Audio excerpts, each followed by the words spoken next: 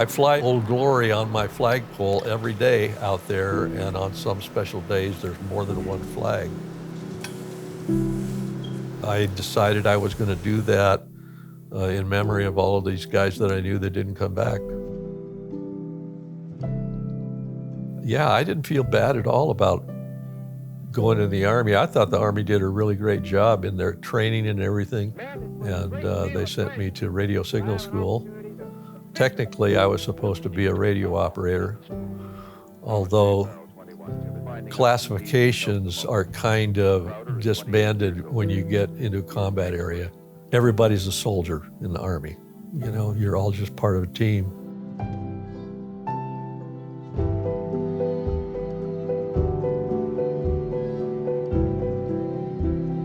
We were an autonomous unit. We had everything we needed.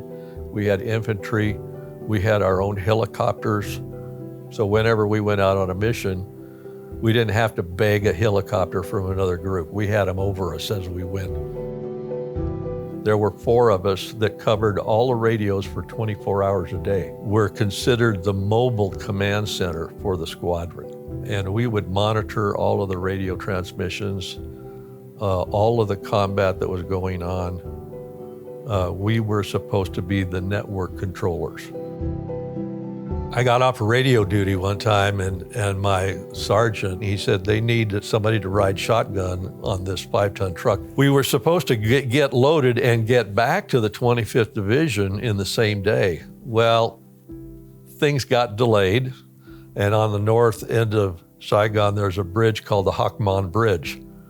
And nobody went from that bridge to the north after dark. The Viet Cong owned that whole area. And so they directed us into this big field, a staging area, and they said, we're going to leave the vehicles here. The driver says, let's go get some chow.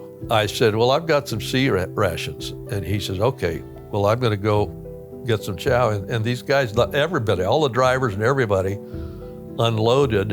About 11 o'clock that night, I thought, where is everybody? Why aren't they coming back? Well, they never did. All of those people stayed in some kind of a building on the air base. It started to rain. The mosquitoes came out like in a horde of mosquitoes. Started to have small arms fire pretty close to where I was. And so I put some rifle magazines in my shirt pockets, and I crawled underneath that truck in the back, and I made like a snow angel in the mud, and I laid there until dawn. I took the towel and wrapped it all around my face, kept my helmet on. Mosquitoes were trying to get into my eyes all the time. And after that night, every mosquito was my mortal enemy, clear until this day.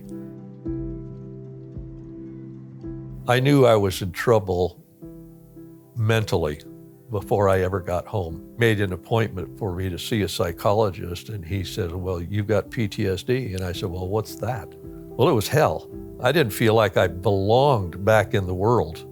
I mean, I went from being on a mission to being in Santa Maria in 2.5 days with no time for adjustment. I met my wife, Marcia, and I didn't understand how somebody could love me when I couldn't stand myself.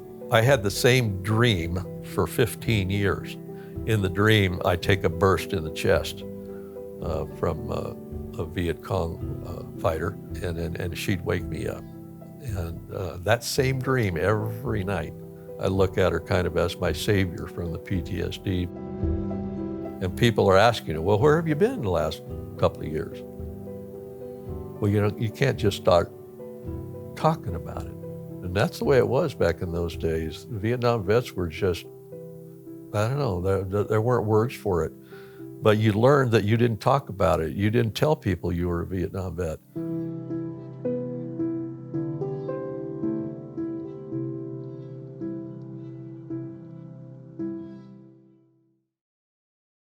Thanks for watching. If you liked this video, be sure to give it a thumbs up. Hit the subscribe button and ring the notification bell so you don't miss out on more videos from Central Oregon Daily News. And for more news from the high desert, just visit centraloregondaily.com.